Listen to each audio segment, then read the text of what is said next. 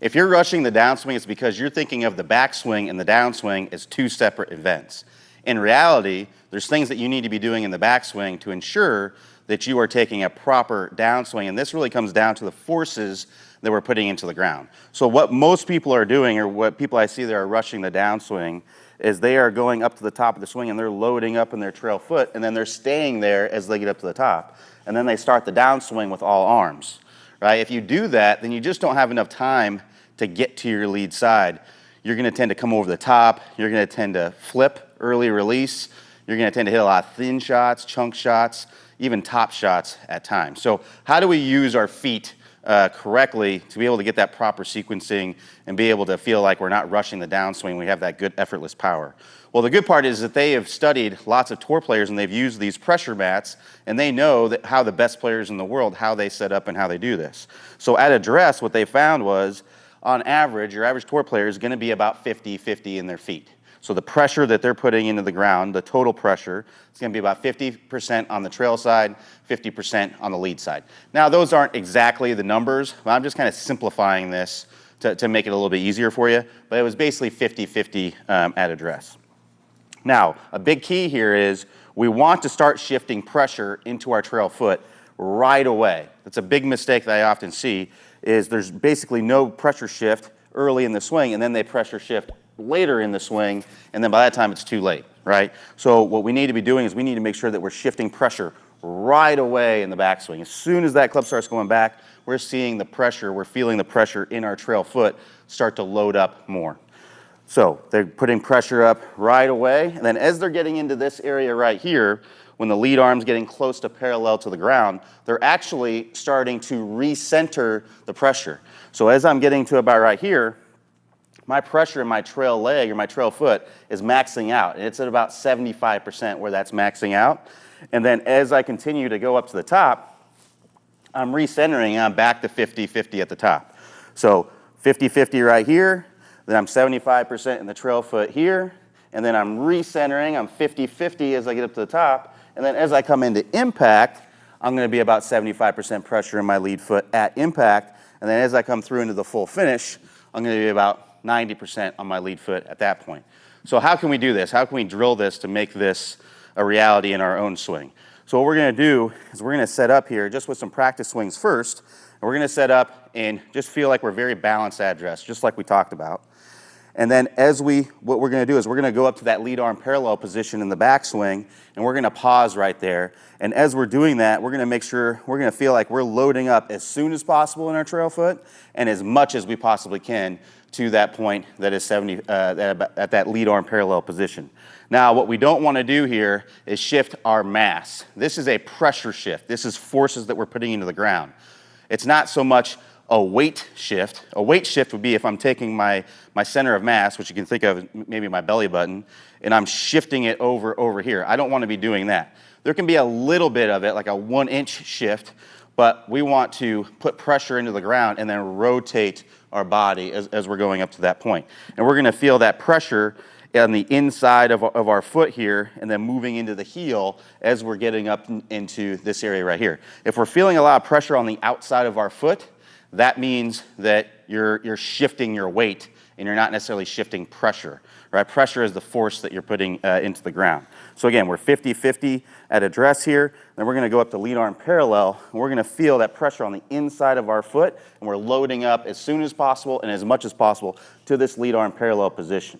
And then from here, we're going to continue to the top, and we're going to recenter, right? So there's going to be a little bit of a lateral shift here. There's going to be a little bit of a center of mass shift, weight shift, with that pressure shift. But we're going to recenter as we go up to the top. So we're going up to the top, and we're recentering our body here. So now I'm back to 50-50, and then I'm going to push into the ground here with my lead leg. And I'm going to swing all the way through into the full finish. I'm going to do 10 good ones of those, getting that proper feeling. Again, loading up right away to lead arm parallel, recentering, then pushing through with that lead leg, coming all the way through into the full finish. Now let's progress this to the next step after we got 10 good ones. After 10 good ones, we're going to do that first part of the drill, but we're not going to pause at the top. We're just going to continue to go into the full finish. So again, we're going to start in our address position, 50-50. We're going to go 75% 25% pressure in the trail foot, loading up right away to lead arm parallel. And then in one motion, one fluid motion, we're gonna go from this position at lead arm parallel to the backswing to the full finish. And we need to, from here, recenter as we're going up to the top, and then continuing to increase the pressure into our lead foot. Feel like you're getting as much pressure into the ground as you can as you're coming into contact, and then into the full finish. So again, that rep's gonna look like this. We're gonna go here, and then we're gonna go all the way around into the full finish. And hit the ground when you do that. Try to brush the turf as you're doing that, so that way you can get a sense of the turf. So now get 10 good ones of that, getting that same feeling of what you're doing. The next progression, where you're gonna put it all together. Just do like a 50% swing where you're taking the pause out, but you're feeling balanced address, loading up early to this point, recentering at the top, and then swinging down all the way into the full finish in a nice fluid swing. So that's gonna look something like this. Load up right away, get to the lead side, come all the way around into a full finish.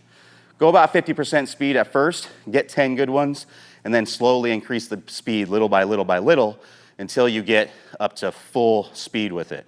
Once you're at full speed with it, now your time to hit a golf ball. It's time to put this to the test and see if we have a much better flow and rhythm to the swing.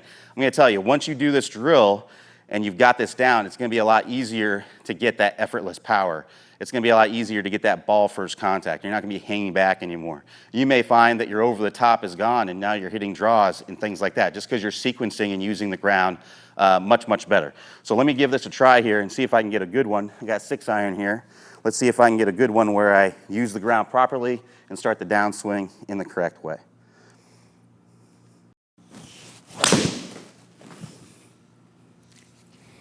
All right, so that's a really good 6-iron for me. Nice little draw there.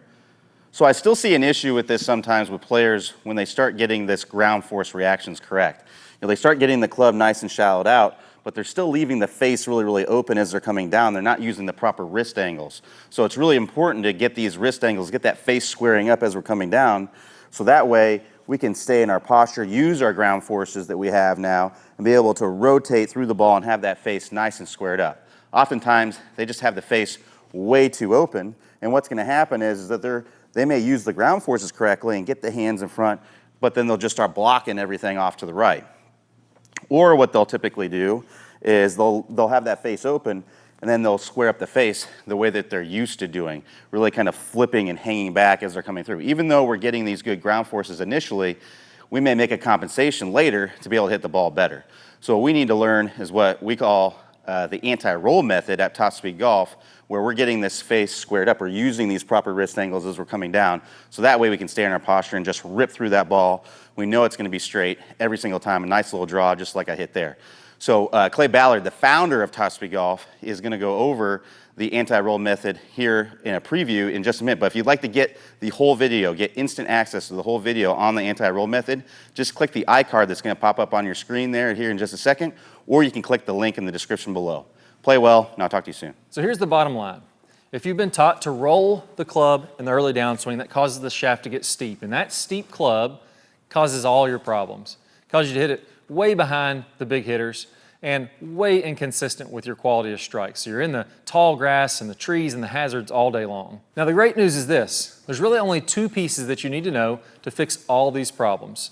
The first one is we need to learn the proper way to square up the club face. Instead of rolling the forearms and getting steep, there's another way that the pros do this.